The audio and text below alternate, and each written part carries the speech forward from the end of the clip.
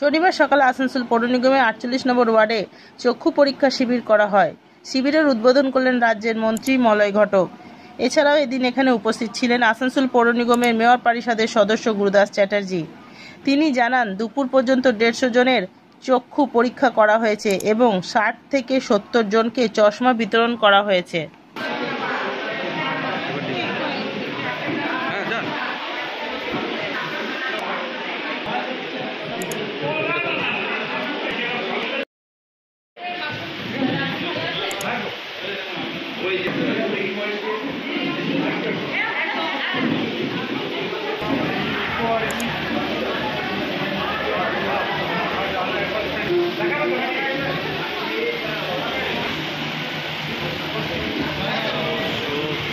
Green Asansol, clean Asansol.